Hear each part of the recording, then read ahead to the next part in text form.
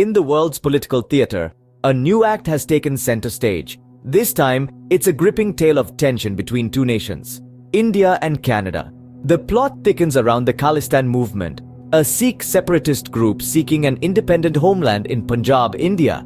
The tension has reached boiling point with the recent murder of a Sikh leader on Canadian soil. This episode has sparked a diplomatic dispute that has reverberated across the globe. The Canadian Prime Minister, Justin Trudeau, has pointed fingers at agents of the Indian government, accusing them of involvement in the killing. This charge has been met with unequivocal denial from India, dismissing these allegations as utterly absurd.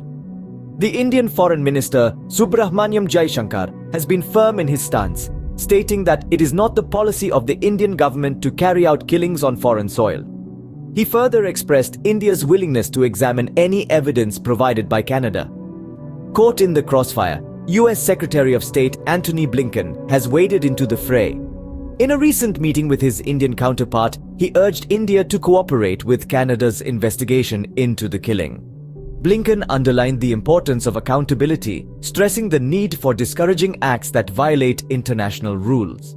This narrative of suspicion and dispute has drawn the world's attention. The stakes are high, and the international community is watching closely as the saga unfolds. The question remains, will these two nations find a way to diffuse the tension and restore diplomatic relations? As we delve deeper into the Khalistan movement and the diplomatic fallout in the following scenes, let us remember one thing. In the world of politics, nothing is ever as simple as it seems. As the world watches, the drama continues to unfold. To understand the current tension, we must delve into history. The Khalistan movement has been a point of contention for decades. The Khalistan movement, at its core, is a Sikh separatist movement that traces its roots back to the period of India's independence. At that time, certain Sikh factions demanded a separate nation within the fertile plains of Punjab, a nation they wished to call Khalistan. The movement, however, remained largely dormant until the late 20th century. The late 1970s and early 1980s saw the rise of charismatic leaders like Jarnail Singh Bhindranwale, who became the face of the Khalistan movement. Bhindranwale's fiery speeches breathed new life into the movement, leading to a surge in its popularity. However, this period was also marked by violence and clashes with the Indian government, culminating in Operation Blue Star in 1984, which led to Bhindranwale's death and further escalated the tensions. And fast forward to the present day, and we find figures like Amritpal Singh becoming prominent within the Khalistan movement. Accused of creating disharmony in society and obstruction of law enforcement, Singh's rise to prominence has been marked by vocal opposition to the Indian government and echoing the rhetoric of Bhindranwale. It's important to note, however, that while the Khalistan movement has its supporters, they remain on the margins in Punjab, India. The movement has found more resonance internationally, particularly among some Sikh communities in Canada, Britain, and Australia. This international sympathy has added a new dimension to the Khalistan movement, making it a matter of diplomatic concern. The Khalistan movement, while on the fringes, has left an indelible mark on the India-Canada relationship. Before we delve deeper into this diplomatic crisis, if you're finding this video insightful, don't forget to subscribe, like, and share for more such videos. Now, let's continue with our story. The Khalistan movement and the subsequent diplomatic fallout is not just an India-Canada issue. The international community has been keeping a close watch, and the stakes are high. The tension has been felt in the corridors of the United Nations and has been discussed in hushed whispers among diplomats across the globe. The United States, Britain, and Australia, home to significant Sikh diasporas, are particularly concerned. The killing of Hardeep Singh Nijjar has sent shockwaves across these countries, igniting fears of potential violence among their Sikh communities. They're also worried about the potential fallout on their own relations with India, a key player in the Indo-Pacific region. The diplomatic fallout has highlighted the complex interplay of domestic politics and international relations and the ripple effects it can have.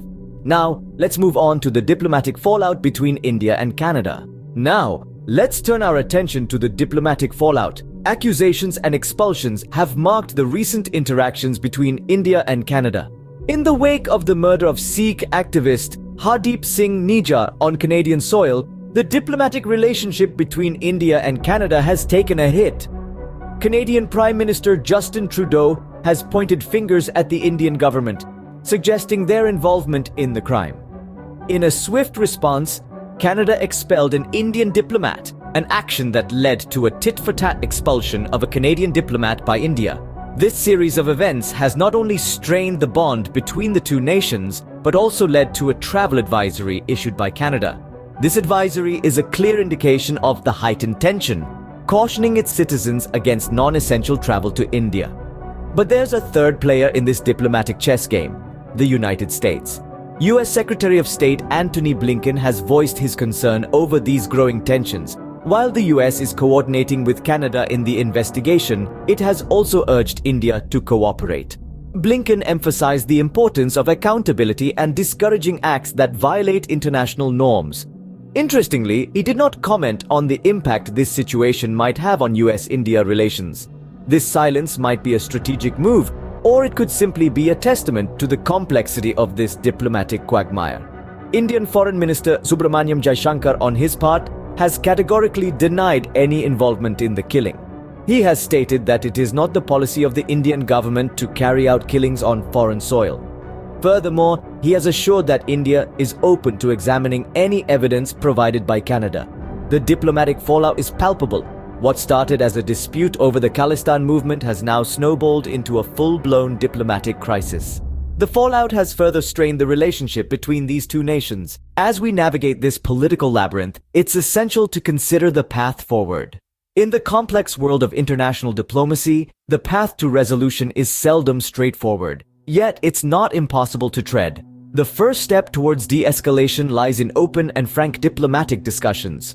Both nations must commit to a dialogue of understanding rather than a discourse of blame. Emphasizing cooperation in investigations is another critical step.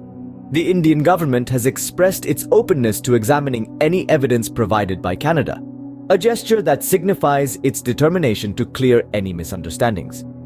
This openness to cooperate is a beacon of hope, a sign that the path forward, though challenging, is navigable. The respect for international rules is the bedrock upon which successful international relations are built.